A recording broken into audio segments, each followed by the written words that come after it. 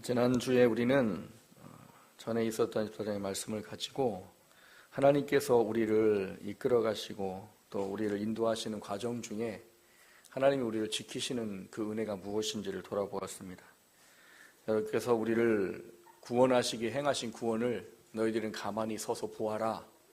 이 출애굽한 이후에 이스라엘 백성을 잡기 위해 달려오던 애굽의 군대들과 가로막혀 있는 홍해 앞에서 그들이 하나님을 잃어버리고 보여있는 곳에 마음을 빼앗긴 것 때문에 하나님을 인지하지 못하고 하나님을 버리고 다시 애굽으로 가자고 했던 그들을 지키고 보호하시는 하나님의 그 은혜를 보면서 우리가 정말 하나님을 놓치면 우리 인생이 얼마나 연약하고 나약할 수밖에 없는가, 우리가 하나님을 믿고 바라보고 신뢰한다는 것이 무엇인가, 그런 이야기를 지난주에 함께 살펴봤었습니다.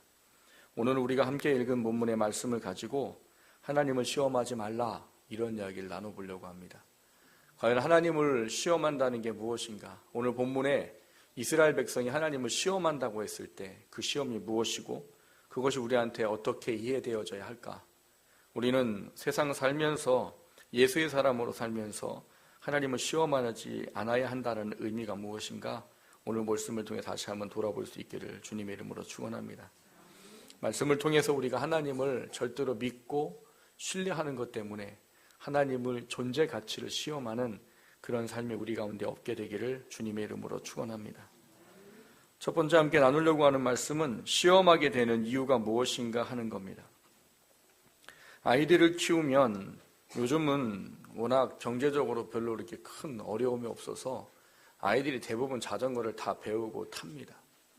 저희가 어렸을 때 같은 경우는 자전거를 가지고 있는 아이는 참 부자인 집인 거예요, 부잣집. 자전거를 타기라는 게 참 어려운 시기였습니다. 근데 요즘은 웬만하면 다 자전거가 있어요. 저희는 아이가 4명이거든요. 그러니까 자전거가 몇 대 있을까요? 4대가 있습니다. 예전 같으면 우리는 엄청난 부자일 것 같아요. 근데 요즘은 자전거가 다 집에 있어요. 자전거 하나 사주는 게 그렇게 막 큰 부담이 되거나 그러지는 않은 시대입니다. 아이들을 자전거를 가르치다 보면 첫 번째 부모들이 뭘 하느냐, 자전거가 보조바퀴가 달려있는 자전거를 구해줍니다. 왜요? 처음부터 자전거 막 타고 다닐 수는 없잖아요. 그렇기 때문에 보조바퀴가 달려서 아이가 넘어지지 않도록 하는 시간들을 보냅니다. 어느 정도 시간이 지나서 아이가 좀 자전거를 탄다 싶을 때가 되면 이제 보조바퀴를 떼게 되지요. 보조바퀴를 떼는 그날은 부모가 등에 땀을 흘리는 날이에요.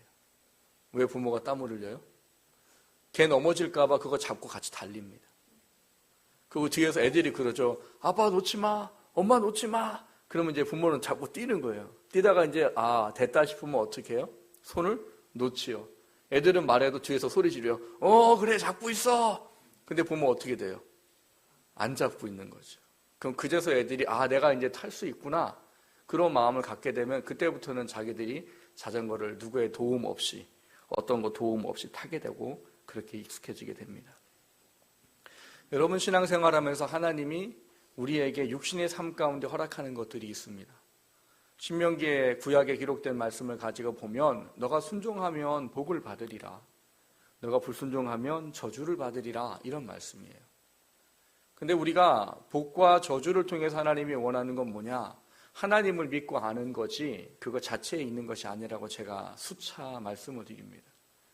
우리는 하나님이 주시는 복, 저주를 피하기 위해서 하나님 말씀에 순종하려고 하지만 하나님은 그게 목적이 아니라 그걸 통해서 하나님이 계시구나, 정말 하나님이 계시구나, 그것을 믿고 살아갈 수 있도록 하기 위해서 하나님이 순종하면 복을 주고 불순종하면 저주를 내리시는 일을 하시는 거예요. 목적은 분명해요. 하나님을 믿고 하나님을 아는 거예요. 근데 그게 바로 뭐 같으냐? 자전거를 배우는 아이들에게 보조 바퀴 같은 거예요. 신앙이 처음부터 시작하고 이렇게 시간이 지나가고 성장하는 과정에는 뭐가 있느냐? 하나님이 그들의 삶 속에 하나님이 정말 계시다는 경험들을 하게 해주십니다. 그 경험들이 보조 바퀴 같은 거예요. 우리의 믿음은 여러분 경험으로 세워지지 않습니다. 믿음은 말씀으로 세워지는 거예요.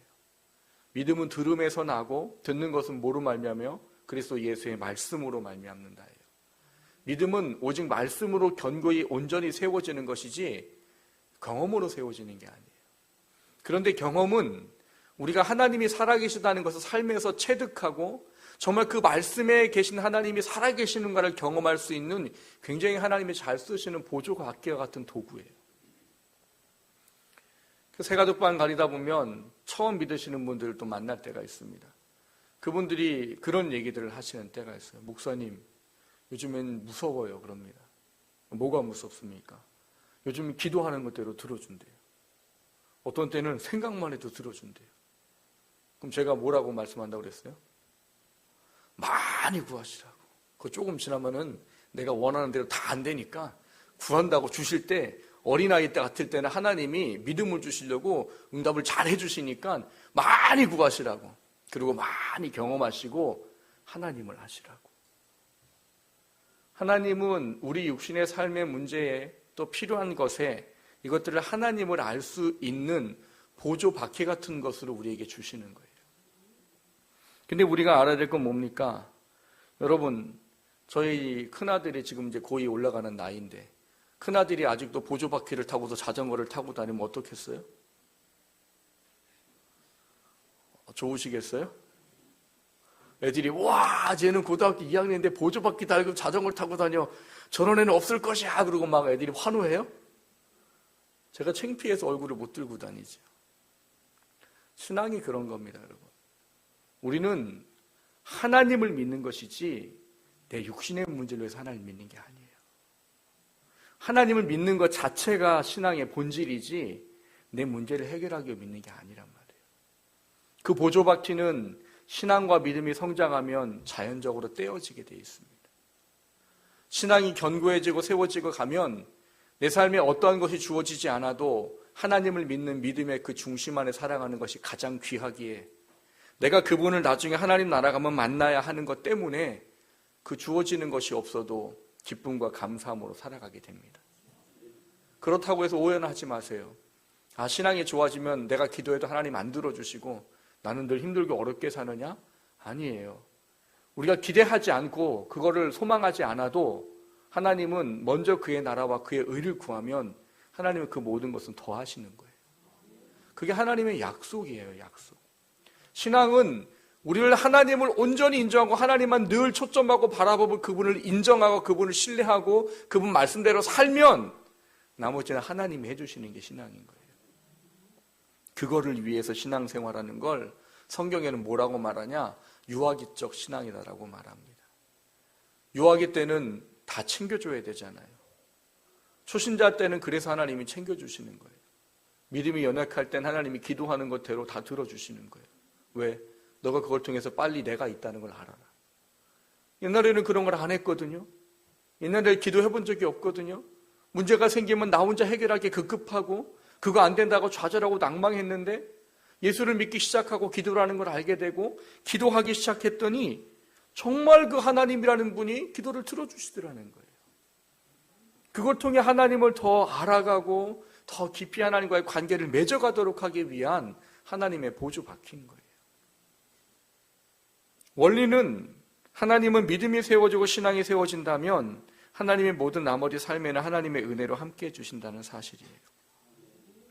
그런데 오늘 본문에는 그 보조바퀴가 뭔지를 잘 모르고 정말 중요한 것이 뭔지를 몰랐던 이스라엘 백성에 대한 이야기가 기록되어져 있습니다. 우리가 지난주에 14장에 홍해 앞에 하나님이 그들의 구원을 하시는 것을 보라. 구원하는 것 자체가 중요한 게 아니고 그걸 통해 하나님을 믿고 아는 게 중요하기 때문에 하나님이 계획하신 거 하나님께서 이루신 일이라고 말씀을 드렸어요. 앞에는 홍해가 가로막혀 있고 뒤에는 시뻘건 먼지바람 일으키면서 애굽에 막 특별 병거 600대가 막 쳐들어오고 그 상황에서 이 사람들이 할 수 있는 건 뭐예요? 아무것도 없어요. 그래서 그들은 뭐합니까? 우왕좌왕하고 좌절하고 낭망하고 다시 야 우리 애굽으로 가자. 여기서 죽는 것보다는 애굽에서 노예생활 하는 게 낫지. 근데 그 모든 계획은 하나님이 누구신지를 삶에서 확실히 경험하도록 하기 위한 하나님의 계획이었습니다. 그래서 하나님이 그들에게 너희들 오늘 아무것도 하지 말고 가만히 서서 너희를 구원하신 하나님을 봐라. 문제를 해결하는 것 초점하라는 얘기가 아니에요. 그걸 통해 하나님이라는 것이 누구신 줄 알아라, 이 이야기인 거예요. 그 과정을 겪어서 정말 놀라운 일을 통과하지요. 여러분 같으면 앞에는 홍해바다가 있고 뒤에 막 쫓아와요.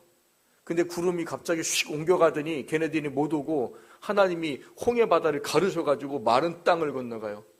성경에 뭐라고 써 있습니까? 물이 벽처럼 섰다고 그래요. 그런 걸 보시면 여러분 어떤 느낌이 드시겠어요? 지금 우리들이 그런 경험은 어떨까요? 정말 하나님 대단하시다. 야, 하나님 정말 놀라우시다. 이런 얘기 할 거예요.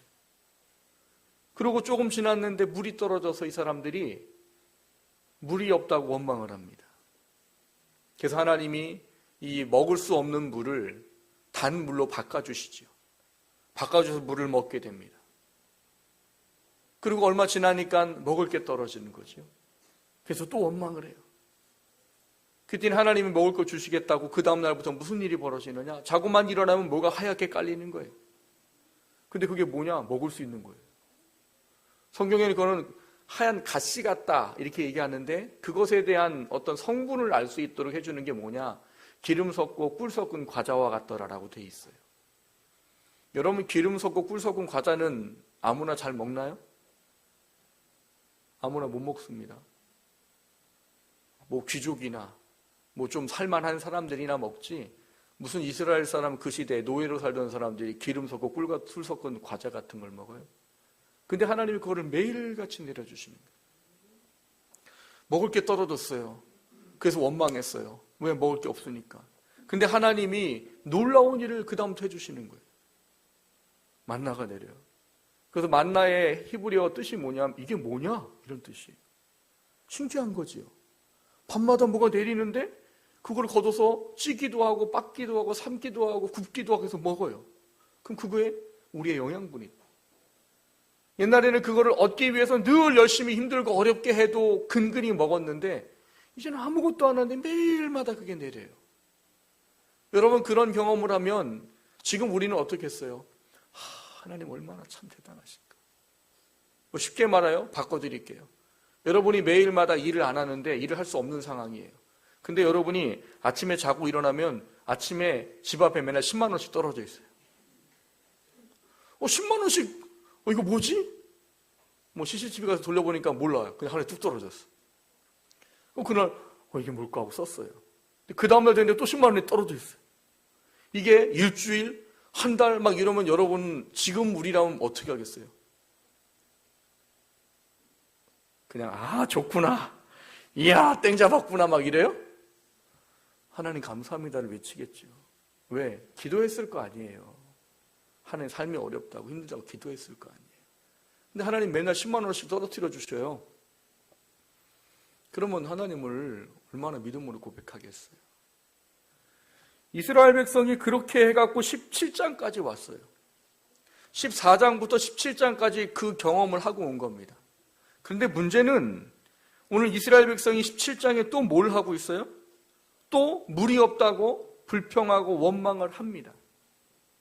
물이 없다고 불평하고 원망하는 이것을 오늘 모세는 뭐라고 말하느냐? 2절을 보면 너희가 어찌하여 여호와를 시험하느냐? 이렇게 평가를 해버립니다.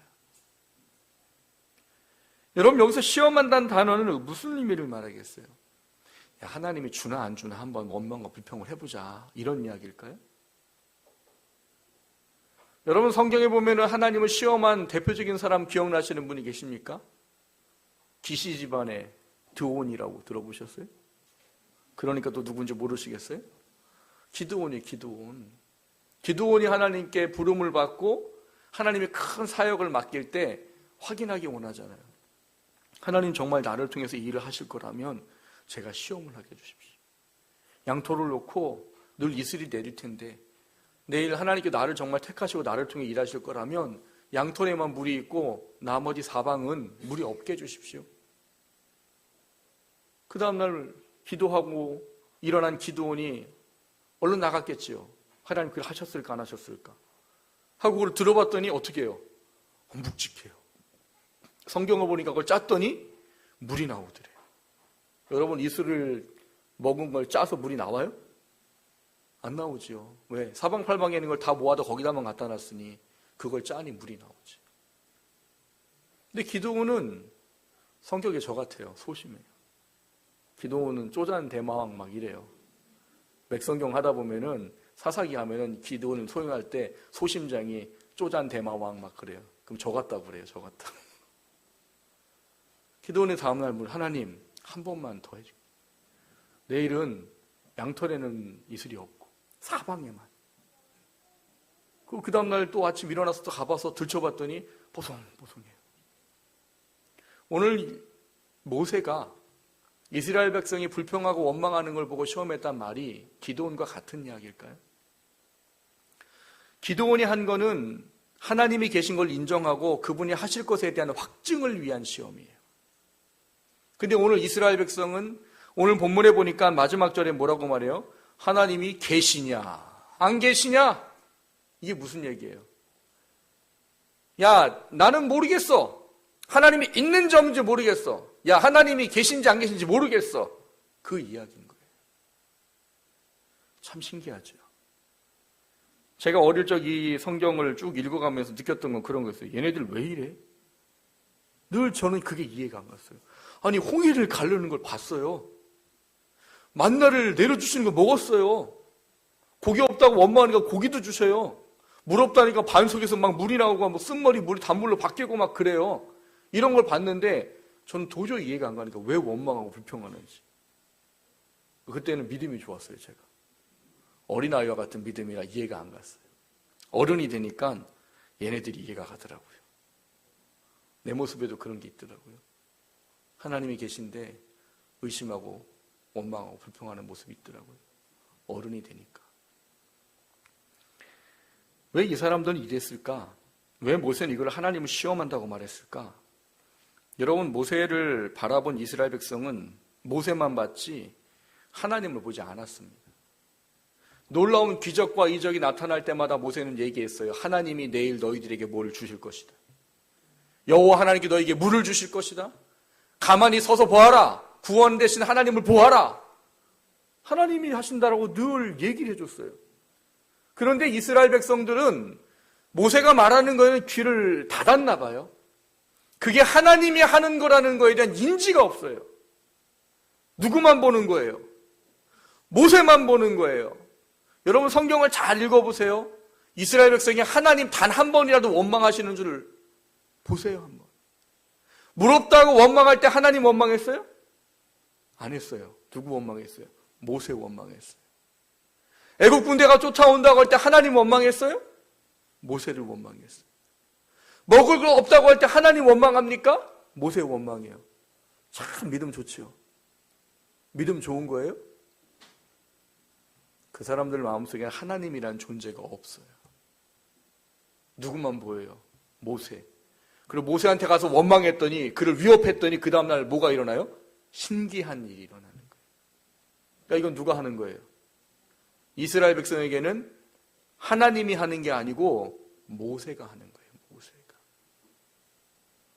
하나님이 하셨는데 하나님의 존재 가치에 인정이 없으니까 그걸 모세가 한 거로 생각하고 보여지는 거에만 초점되는 거예요.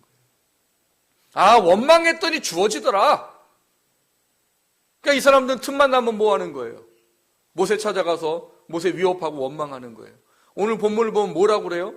돌로 쳐서 죽일 그런 상황까지 되었습니다 라고 말하는 상황이 되어버린 거예요. 이스라엘 백성이 하나님을 시험했다는 말은 무엇인가 하면 그들의 존재, 그분의 존재 가치를 알지 못했기 때문에 그들은 정말 하나님이 계신지 안 계신지 한번 보자, 이런 이야기를 한 이야기가 되는 거예요. 하나님에 대한 인정 가치가 없고 하나님이 누구신지에 대한 생각도 없는 사람들이에요. 여러분, 우리가 신앙생활하면서 하나님을 시험한다는 것이 이와 같다는 것을 아셔야 됩니다. 우리는 하나님을 믿기 위해서 신앙생활하는 겁니다. 우리를 택하시고 구원한 그 합당한 삶을 통해서 하나님이 이루시기 원하는 것을 이루어드리기 위해서 신앙생활을 하는 거예요. 그것 때문에 신앙생활하는 거지, 내 육체의 문제를 해결받기 위한 다른 이방 종교처럼 내 육신의 문제를 해결받기 위해서 신앙생활하는 게 아니에요. 그런데 이 신앙의 근본적인 원리가 이해되지 않으면 우리도 늘 모세와 같은 거예요. 우리도 원망하고 불평하고. 왜 해요? 하나님이 안 보이니까요. 어려운 문제만 닥치면 하나님이 안 보이고 문제만 보이고 내 마음속에는 원망과 불평과 좌절과 낭망밖에 안 생기는 거예요. 여러분, 그 순간에 하나님만 볼 수 있다면 여러분 안에 있는 마음의 모든 것들은 다 풀어져 없어집니다. 전능하신 하나님이라는 분이 그 순간에 보이고 믿어진다면 여러분 안에 두려운 문제야 환경과 여러 가지 어려움들은 다 내 앞에서 사라져버려요. 문제가 있는데도 내 마음이 편해요. 내가 하나님을 믿고 하나님이 계시니까. 그게 신앙생활이에요. 근데 우리는 보조바퀴에만 눈을 달고 사는 거예요. 넘어지지 않기 위해서 우리가 균형을 맞추고 자전거를 타야 되는데 그냥 보조바퀴만 믿고 가는 거예요. 그런 아이들은 절대로 균형 맞추려고 하지 않습니다. 처음에 아이들 자전거 타는 분 보면요, 똑바로 앉아 타는 아이들 없어요. 어떻게 타는 줄 아세요? 이렇게 타요, 다. 왜? 바퀴가 이렇게 돼 있으면 이렇게 타고, 바퀴가 이렇게 되면 이렇게 타고, 중심을 잡으려고 하지 않아요. 자전거가 조금 익숙해지면 아이들이 바로 섭니다. 그걸 보고 부모들은 보조바퀴를 떼주는 거예요. 아, 얘가 이제 중심을 잡기 시작했구나. 그럼 그걸 떼어버리는 거예요. 그럼 그 아이는 그 자전거를 이제 자기 힘으로 신나고 재밌게 타는 거지. 하나님은 우리한테 그런 신앙을 원하는 거예요. 유아기적 신앙은 하나님이 다 책임져 주시죠. 기도하는 대로 들어주시고 어려운 문제를 이끌어 주시고 그걸 통해서 하나님을 바라보고 하나님이 살아계신 걸 경험하게 하는 거지요. 근데 그거는 다른 게 아니라고요. 그 문제를 해결하기 위한 자체가 아니라 그걸 통해 하나님을 알도록 하기 위한 거예요. 근데 우리는 그것만 바라보는 거예요. 신앙이 성장하면 그거를 바라보는 게 아니라 하나님을 초점해야 되는데 늘 그것만 바라보는 거예요. 그러니까 늘 마음은 힘들거리고 괴롭지요. 문제만 생기면 낙심하게 되고. 근데 하나님은 그 보조바퀴를 떼라고 하십니다. 하나님은 시험하지 말라고 하세요. 믿으라는 거예요. 내가 있는지 없는지 시험하지 말고 네 마음속에 그거 하지 말고 그냥 믿어. 너를 내가 사랑한다는 걸 믿어. 내가 너에게 하나님이라는 걸 믿어. 내가 창조주라는 걸 믿어. 의심하지 마라. 그러면 그 문제에 대해서 하나님께서 일하시는 거예요. 근데 우리가 그것이 안 되기 때문에 늘 문제만 바라보고 원망하고 좌절하고 낙심하는 마음만 갖게 되는 겁니다. 여러분, 시험을 한다는 이 모세의 이야기는 하나님의 존재 가치를 알지 못한 이스라엘 백성이 하나님이 계신가 안 계신가 그 존재에 대한 것을 의심하는 것이기 때문에 시험한다라고 이야기하는 거예요. 여러분, 심령을 다시 한번 돌아보십시오. 혹여나 육신의 문제 때문에 내가 하나님이 계신가 안 계신가 혹시 그러고 있지는 않은지, 내가 혹시 그것 때문에 하나님을 믿으려고 하고 있지는 않은지. 신앙은 성숙해져야 되는 겁니다. 유아기적 신앙으로 내가 원하는 것만 받아먹을 신앙으로 살면 안 돼요. 하나님은 성숙하라고 말씀하십니다. 그걸 위해서는 반드시 우리 안에 시험하는 것에 대한 연약한 믿음이 깨어져야 됩니다. 그리고 하나님을 향한 크고 강한 믿음, 온전한 믿음이 주어져야 합니다. 그 믿음이 주어지는 저와 여러분 되시기를 주님의 이름으로 축원합니다. 두 번째로 나누고자 하는 것은 하나님을 시험하지 않게 우리에게 필요한 게 있답니다. 뭐냐? 완전한 신뢰가 필요하답니다. 완전한 신뢰는 뭘까요? 아이들을 보면 알아요. 그 아이들 조금 크면 알아요. 여러분, 아이들이 굉장히 높은 담에 올라가 있어요. 근데 그 아이가 부모에 대한 신뢰가 있는지 없는지를 한마디로 알 수 있습니다. 뭐라고요? 어린 아이들일수록요, 부모님이 받아줄게 뛰어! 그럼 어떻게 해요? 무섭게 뛰어요. 확 뛰어버려요, 그냥. 근데 얘네들이 한 4살, 5살 지나가면 조금 머뭇머뭇해요. 한 초등학교 들어가면 절대 안 돼요. 절대 안 돼요, 절대 안 돼요. 빨리 뭐 사다리를 갖고 오든지 119를 부르든지 빨리 하라고 그러지 절대 안 뜁니다. 근데 그게 믿음의 가치의 차이예요. 완전히 신뢰한다는 건 뭐냐? 아, 이거를 해결할 수 있는, 나를 도울 수 있는 분, 유일한 분이라는 완전한 신뢰예요, 신뢰. 그 신뢰를 우리가 하나님 앞에 믿음으로 갖게 되면 우리는 하나님을 절대 시험하지 않습니다. 세가독반 2과를 공부하면 믿음에 대한 이야기를 합니다. 믿음이 무엇입니까? 이런 이야기를 하는데 그 믿음에 대한 이야기를 세 번째 항목에 가면 이런 질문이 있습니다. 믿음은 돌아서는 결단이며 자신을 전인격적으로 내맡기는 행위입니다. 당신의 믿음은 어떻습니까? 이렇게 물어봐요. 거기에 답이 두 개로 되어 있습니다. 하나는 뭐냐? 하나는 이 돌아섬이래요. 결단. 믿음은 결단이래요. 그래서 그 말씀의 보조 질문의 답이 뭐냐 하면 요한일서 2장 15절에 있는 이 세상이나 세상에 있는 것들을 사랑하지 말라. 누구든지 세상을 사랑하면 아버지의 사랑이 그 안에 있지 아니하니 라고 말하면서 믿음은 신앙을 갖게 되는 건 세상의 가치가 아닌 이제 하나님의 가치로 살겠다는 결단이 필요한 게 믿음이라고 설명을 해요. 그건 좀 이해가 쉬워요. 두 번째 걸 물어보면 대답을 잘 못하십니다. 두 번째가 뭐냐면 위탁이에요. 위탁. 믿음은 위탁이에요. 위탁. 위탁은 뭐예요? 맡기는 거예요. 사전을 찾아보면 어떤 일이나 사물의 처리를 남에게 부탁하여 맡김 이렇게 돼 있어요. 위탁이라는 게. 믿음은 위탁이래요. 이것만 가지면 이해가 쉬우시죠. 내가 하나님을 믿어요? 그럼 위탁한대요. 그럼 뭐 한다는 얘기예요? 내 모든 삶의 문제와 내 모든 어려움과 내 모든 거를 누구한테 맡기는 거예요? 하나님께 맡기는 거. 이건 쉬워요. 그렇죠? 근데 그거를 이해할 수 있는 구절이 누가복음 18장 24절에서 25절이에요. 제가 읽어드릴 테니까 잘 한번 생각해 보세요. 예수께서 그를 보시고 이르시되 재물이 있는 자는 하나님의 나라에 들어가기가 얼마나 어려운지 낙타가 바늘길을 들어가는 것이 부자가 하나님의 나라에 들어가는 것보다 쉬우니라 하시니. 이걸 가지고 위탁을 한번 생각해 보세요. 이게 왜 위탁이에요? 위탁이면 뭘 해야 돼요? 구하라, 주실 것이요. 찾으라, 찾아낼 것이요. 두드리라, 열릴 것이니라. 너희가 이제까지 내 이름으로 구하지 아니하였지만 이제 내 이름으로 구하라. 그리하면 모든 것을 받으리라. 심지어는 성령까지 주리라. 이 말이 써있어야 정상일 것 같아요. 제가 보기에.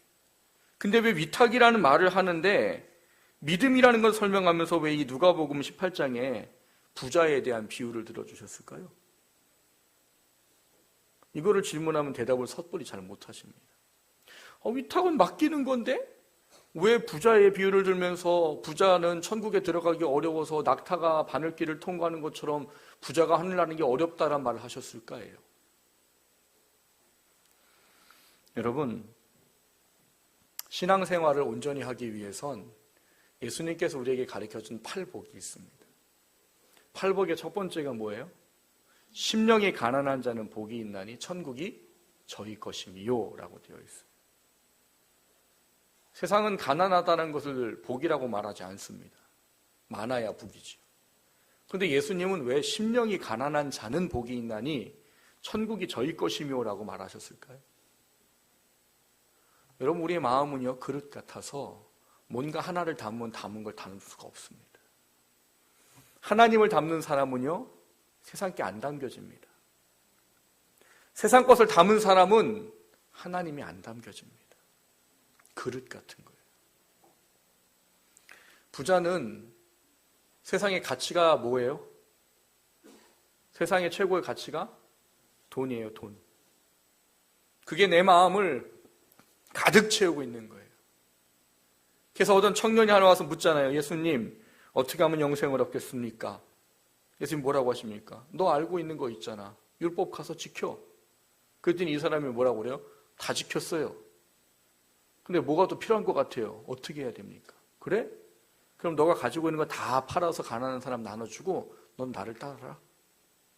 그랬더니 이 청년이 신나서 돌아가죠. 아니에요? 어떻게 돌아갔어요? 근심하며 돌아갔더라. 근심하며. 왜 근심하며 돌아갔대요? 이 청년이 부자인 고로. 이 청년에게는 물질이 굉장히 중요한 부분을 차지하고 있는 사람이었어요. 그나마 먹고 살만하니까 어떻게 하면 영생을 얻을까 고민했던 것 같아요. 근데 그걸 하기 위해서 어느 날 잘 가르친다는 사람이 자기네 집 근처에 가서 물어본 거예요. 어떻게 하면 영생 얻습니까? 나는 이미 부족한 게 없거든요. 이제 영생만 얻으면 되는 거예요. 그래서 물어봤더니 청천벽력 같은 이야기가 떨어진 거지. 너가 온전하길 원하느냐? 답이 그래. 온전하길 원하느냐? 너가 온전하기를 원한다면 너가 가지고 있는 거 다 팔아도 가난한 사람 나눠주고 너 나를 쫓아라. 왜요? 예수님을 따르는 것이 유일한 생명입니다. 예수님을 믿고 따르는 것만이 유일한 영생을 얻는 거예요. 근데 그거를 따르려면 여러분 세상에 있는 거 다 붙잡고 다니면서 예수님 따라다닐 수 없어요. 예수님 뭐라고 말씀하세요? 너가 나의 제자가 되길 원한다면 너 자신을 부인하고 너 십자가를 지고 나를 좇을지니라. 세상의 것을 내 마음 가운데 가득 담아놓고 내가 하나님을 믿는 믿음으로 살겠다는 말은 죄송하지만 거짓말인 거예요. 내 마음의 중심이 하나님이 아닌 눈에 보여지는 것에 초점되어 그것이 내가 목적이 되어지고 내 인생의 삶의 가치가 되어진 사람이 하나님을 믿고 따를 수 있는 것은 불가능한 겁니다. 그래서 위탁은 뭐냐? 그 모든 것을 다 버려도 내 인생 하나님께서 함께 하신다는 신뢰를 갖는 것을 위탁이라고 말하기 때문에 여기서 이 보조 질문의 대답의 성경을 누가복음을 써놓은 거예요. 여러분 신앙생활하는 게 쉽고 편하십니까? 신앙생활하는 게 쉽고 편하다고 생각하시는 분이 계시다면 신앙 점검하십시오. 신앙생활 절대로 쉽지 않고 편하지 않습니다. 만약에 내가 신앙생활에서 지금 편하고 쉬우면 내가 바른 길로 가지 않고 있다라는 증명일 수도 있어요. 신앙을 온전하게 해서 우리에게 필요한 건 뭐냐? 인내라고 써 있습니다. 인내. 그리고 하나님 뒤로 물러가는 것을 뭐 한다고 그래요? 기뻐하지 않는다라고 말해요. 오카논 목사님이 쓰신 시험이 없는 신앙생활은 없다는 것에 이렇게 글이 되어 있습니다. 주님은 영원한 곳에 눈을 뜨라고 하십니다. 일시적인 것에서 마음을 떼라고 하십니다. 영원한 것을 소유하기 위해 지금 당장 어떤 값을 지불해야 한다면 가난도 눈물도 배고픔도 달게 받으라고 하십니다. 이것이 복이라고 하십니다. 이렇게 사는 사람을 복된 사람이라고 하십니다. 영원한 것을 얻기 위해 고생해야 한다면 차라리 고생하십시다. 영원한 나라를 기쁨으로 얻기 위해 이 세상에서 좀 모자라게 살아야 한다면 차라리 그것을 기쁨으로 받아들입시다. 영원한 나라에 들어가 주님과 영원히 살기 위해라면 어떤 환경도 기쁨으로 받아들입시다. 주님은 그런 사람이 더 지혜로운 자라고 말씀하셨습니다. 예수 믿는 사람은 예수님의 가치관에 귀를 기울여야 합니다. 하루 사회 같은 인생을 살다가 나중에 영원히 지옥에서 울부짖고 이를 가는 사람이 되어서는 안 됩니다. 비록 현실이 고통스럽다고 해도 영원한 나라를 바라보며 기쁘게 웃으며 전진해야 합니다.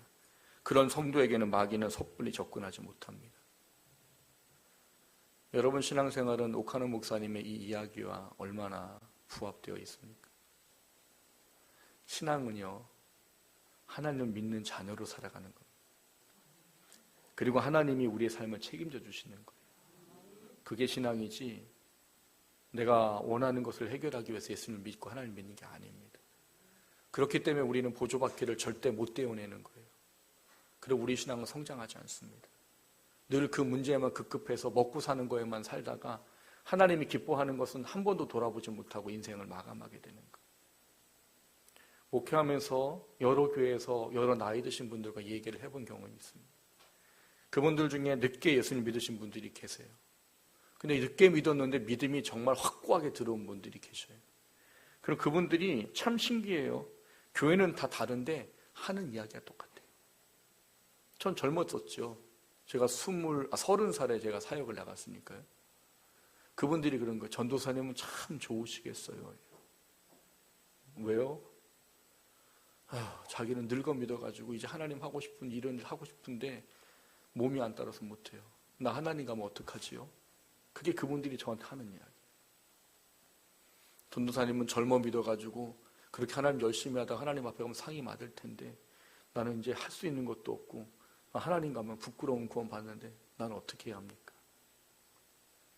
진리를 깨달으면 자연적으로 따라오는 말인 것 같아요.